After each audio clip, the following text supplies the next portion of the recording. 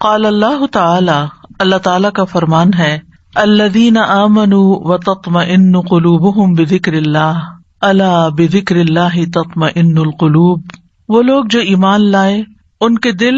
اللہ کے ذکر سے مطمئن ہوتے ہیں، خبردار اللہ کے ذکر سے ہی دل اطمینان پاتے ہیں۔ یعنی دلوں کی غذا کیا ہے؟ اللہ کا ذکر۔ جب اللہ کا ذکر کیا جاتا ہے تو دل کنٹینٹ ہو جاتے ہیں، مطمئن ہو جاتے ہیں، سکون میں آ جاتے ہیں، ٹھہر جاتے ہیں۔ وقال اللہ تعالی، اور اللہ تعالی کا فرمان ہے، وَنُنَزِّلُ مِنَ الْقُرْآنِ مَا هُوَ شِفَاءٌ وَرَحْمَةٌ لِّلْمُؤْمِنِينَ وَلَا يَزِيدُ الظَّالِمِينَ إِلَّا خَسَارًا، اور ہم قرآن میں سے وہ کچھ اتارتے ہیں جو شفا اور رحمت ہے مومنوں کے لیے، یعنی جس میں مومنوں کے لیے شفا بھی ہے اور اللہ کی رحمت کا ذریعہ بھی ہے۔ لیکن ظالموں کے لیے کیا ہے؟ قرآن شفا کا ذریعہ نہیں بنتا، ان کے خسارے میں ہی اور اضافہ کرتا ہے۔ ولا یزید، اور نہیں زیادہ کرتا، یعنی یہ قرآن ظالمین کو مگر خسارے میں، یعنی ان کا نقصان ہی بڑھتا ہے، ان کو فائدہ نہیں ہوتا بلکہ الٹا اس پر عمل نہ کر کے نقصان اٹھاتے ہیں۔ اللہ عز وجل جعل للقلوب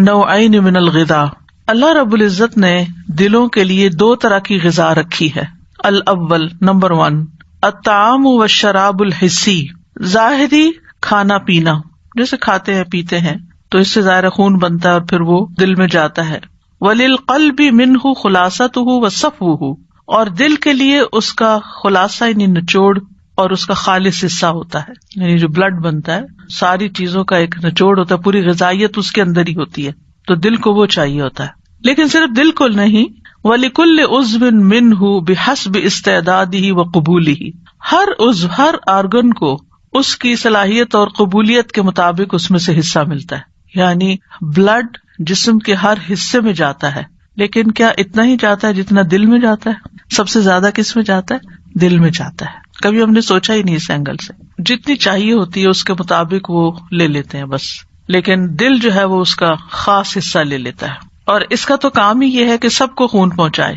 سب کی ہیلپ کرے۔ الثانی، غذاء روحانی معنوی،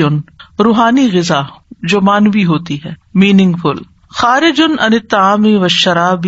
من السرور والفرح، جو کھانے پینے کے علاوہ ہوتی ہے، جیسے مسرت، خوشی، فرحت، والابتہاج اور رونق، واللذہ اور لذت، والعلوم اور علم، والمعارف اور معرفتیں یعنی علم کی۔ تو دل کو اس خون والی غذا کے علاوہ یہ غذائیں بھی چاہیے ہوتی ہیں، خوشی چاہیے ہوتی ہے، پھر یعنی ایسے کام چاہیے ہوتے ہیں جن میں مزہ آئے، علم چاہیے ہوتا ہے، علم اور معرفت سے دل کو ایک خاص قسم کا لطف ملتا ہے، لذت ملتی ہے۔ وبہذا الغذاء کان سماویا علویا، اس غذا کی بنیاد پر دل آسمانی دنیا کا ہوتا ہے، بلند ہوتا ہے۔ وبالغذاء المشترک کان ارضیا سفلیا، اور مشترک غذا کی وجہ سے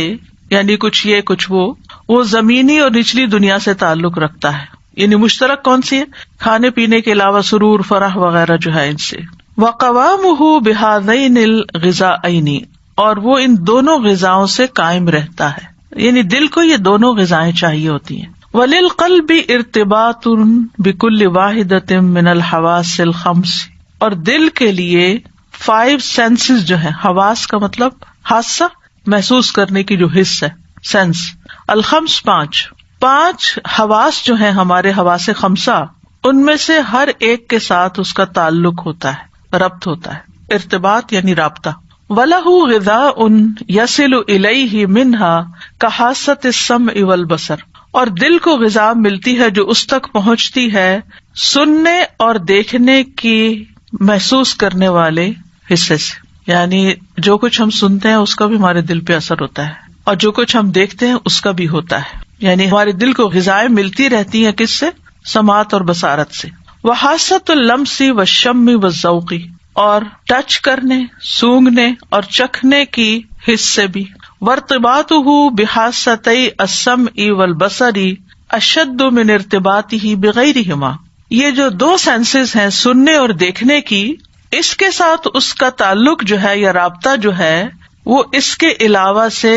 زیادہ مضبوط ہے، یعنی ہم کوئی چیز کھاتے ہیں، تھوڑی دیر کے لیے کھاتے ہیں، وہ جتنی دیر منہ میں رہتی ہے مزہ آتا ہے، دل بھی خوش ہو جاتا ہے، مزے کی چیز کھائی، اس کے بعد کیا ہوتا ہے، کتنی دیر یاد رکھتے ہیں اس کو، آپ کتنی دیر محسوس کر سکتے، یاد کو چھوڑے، فیو سیکنڈ منہ میں رہتی ہے یا تھوڑی دیر بعد بھی آپ ہنس کے لیتے ہیں، مزہ آتا ہے، بھی ٹھیک ہے مزے کا کھانا کھایا، آپ نے پرفیوم لگایا، خوشبو آئی، آپ کو تھوڑی دیر کے لیے مزہ آیا اور اس کے بعد آپ کو بھول گئے، وہ آپ کے لیے ایک عادی چیز ہو گئی، ابتدا میں ذرا زیادہ ہوتا ہے، پھر آہستہ آہستہ وہ فیڈ ہو جاتا ہے، ٹھیک ہے۔ اسی طرح ٹچ کرنے کا، کسی پھول کو آپ نے ہاتھ لگایا، کسی اچھی چیز کو ہاتھ لگایا، تھوڑی دیر آپ کو مزہ آیا، اس کے بعد ختم۔ لیکن جب آپ کوئی بات سن لیتے ہیں تو اس کا اثر دل پہ کتنی دیر رہتا ہے، کسی نے آپ کو کوئی برا بھلا کہہ دیا، کوئی بات سنا دی، نہ بھی سنائی، اس کی نیت ہی نہیں تھی، اس کا ارادہ ہی کوئی نہیں تھا، وہ تو اپنے روٹین میں کوئی شخص بات کر رہا تھا، آپ نے اپنے دل پہ لے لی، کتنی دیر دل کے ساتھ اس کا اثر رہا، ہفتوں، زیادہ اثر ہے نا، اس کا کنیکشن زیادہ ہے۔ اسی طرح کوئی سین آپ دیکھ لیتے ہیں،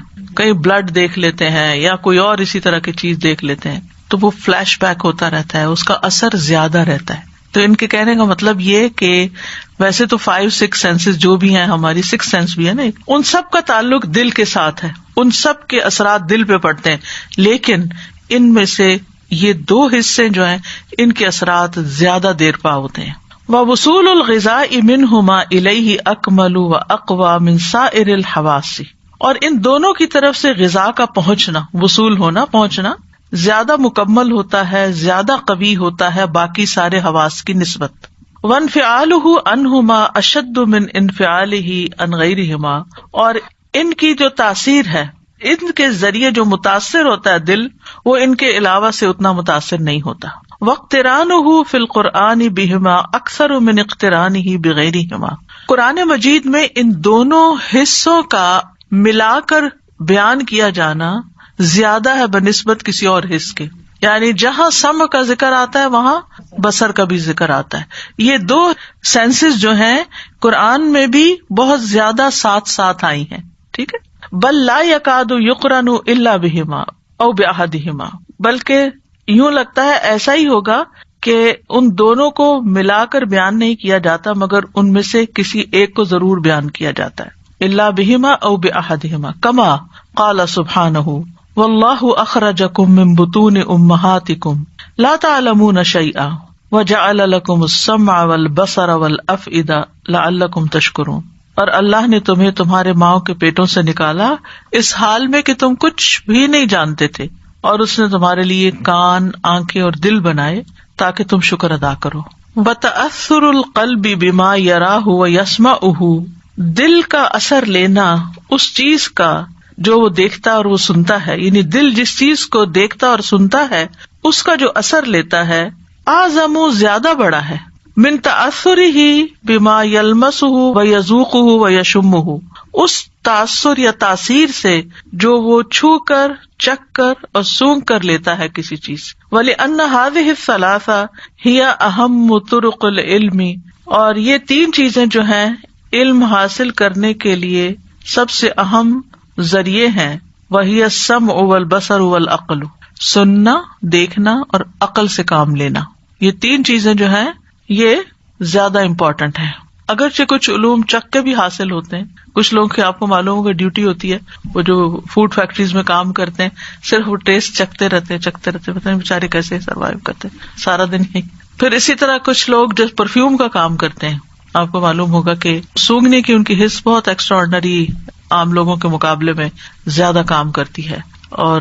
اسی وجہ سے وہ پھر فرق بھی کر لیتے ہیں اور ڈفرینٹ کمبینیشن بھی بناتے ہیں، اور تب وہ یہ کام کر سکتے ہیں۔ وَتَعَلُّقُ الْقَلْبِ بِالسَّمْعِ وَالْبَصَرِ وَارْتِبَاطُهُ بِهِمَا، دل کا جڑا ہوا ہونا یا تعلق ہونا سماعت اور بصارت سے، اور ان دونوں سے اس کا رابطہ ہونا۔ وَتَأَثُّرُهُ بِهِمَا لَا يَخْفَى، اور ان دونوں سے اثر پکڑنا، یعنی کوئی بات سن کے اثر لینا، کوئی دیکھ کے اثر لینا، یہ کسی سے چھپا ہوا نہیں ہے، ایوری ون نوز کہ یہ ہوتا ہے۔ لیکن ما يدركه بحاسة السمع من العلم والهدى عام واشمل، لیکن جو وہ سن کے علم اور ہدایت حاصل کرتا ہے وہ زیادہ عام اور زیادہ شامل ہے، یعنی علم کے لیے سماعت کی جو ضرورت ہے وہ سب سے زیادہ ہے۔ دوبارہ کہتی ہوں، یعنی انسان علم اور ہدایت کے لیے جس سینس یا حس سے سب سے زیادہ کام لیتا ہے وہ اس کی سننے کی حص ہے. ولیکن ما یدرکہ، لیکن جو وہ پرسیو کرتا ہے، بحاسۃ السمع، حاسہ سمع سے یعنی کہ آڈیٹری سینس سے، علم اور ہدایت کے لیے زیادہ عام اور زیادہ شامل. شامل کا مطلب ہے کہ انکلوسیو ہے. وما یدرکہ بحاسۃ البصر اتم و اکمل، اور جو وہ دیکھنے کی صلاحیت سے فائدہ اٹھاتا ہے اس سے وہ کام زیادہ مکمل ہو جاتا ہے. یعنی سب سے پہلے ضرورت پڑتی ہے سننے کی، خالی سنتا رہتا ہے ٹھیک ہے، لیکن جب وہی چیز وہ سنی ہوئی دیکھ بھی لیتا ہے تو علم مکمل ہو جاتا ہے، علم الیقین ہو جاتا ہے، عین الیقین ہو جاتا ہے.